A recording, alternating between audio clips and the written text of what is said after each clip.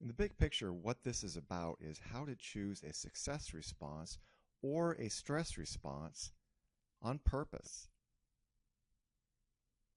So what is this about? First, it's about discovering and using options for responding to situations that can trigger a stress response, and learning how to get more successful outcomes according to how you define success. And then learning how to bring more of what makes you great into your daily life, including at work. So here's a key insight I want to share with you. When we are in a stress response, the focus is on I or me. But when we are in a success response, the focus is on we or us. Now that's not to say when the focus is on I or me that I'm being selfish, but a stress response is a protective response. We are protecting ourselves and our interests. So of course the focus is on I or me in that situation. We use the word stress all the time, but what is it really? Stress is a highly evolved neurophysiologic response to a perceived threat that is designed to protect us. Importantly, the stress response can be activated in nanoseconds, which enhances our chances of survival if we happen to come upon this beast, or even this beast. We tend to think of stress as bad, but stress has benefits. In addition to protecting us, it can heighten our state of awareness and help us get things done.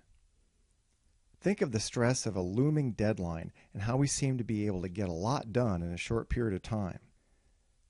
The key point is that the stress response is intended to be short-lived.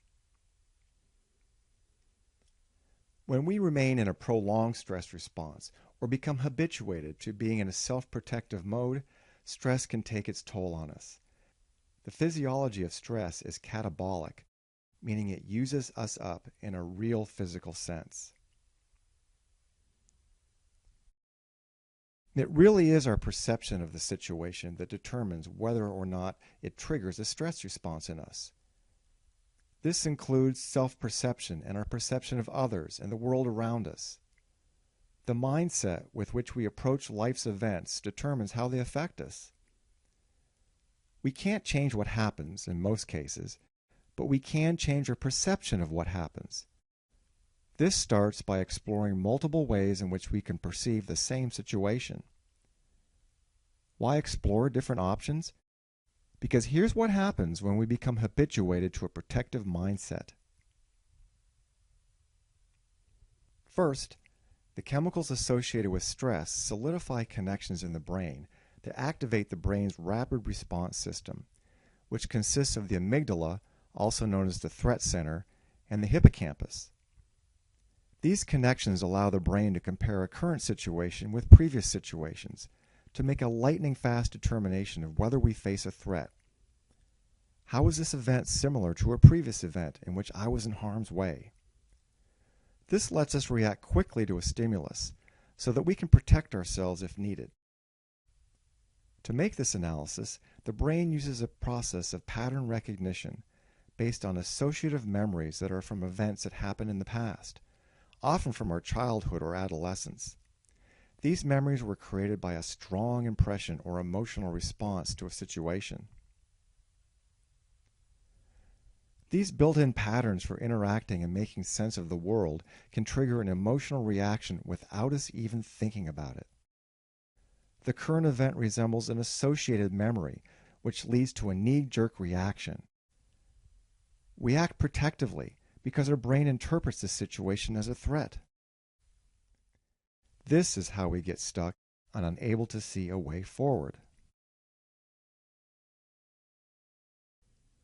So what can we do about stress? It exists in our lives all the time. So how do we manage it? How do we prevent it? Well, there are what I call endogenous ways to manage stress. Meditation, exercise, massage, laughter, music, nature. These all release neurochemicals that make us feel better. There are also exogenous ways to manage stress, things from the outside of us.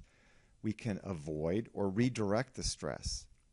redirecting by finding many things to distract ourselves with. Exogenous chemicals, such as food, alcohol, tobacco, and other drugs.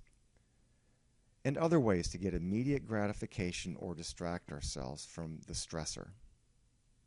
Well, what else can we do other than manage stress?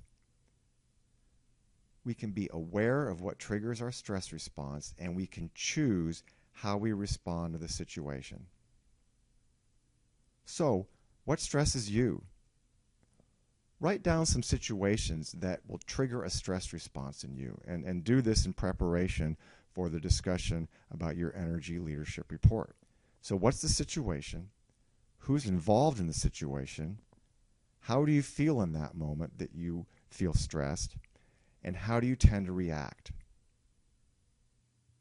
We'll be working with these situations using the Energy Leadership Playbook you'll receive. That's the end of this tutorial. In the next tutorial, you'll learn more about the success response.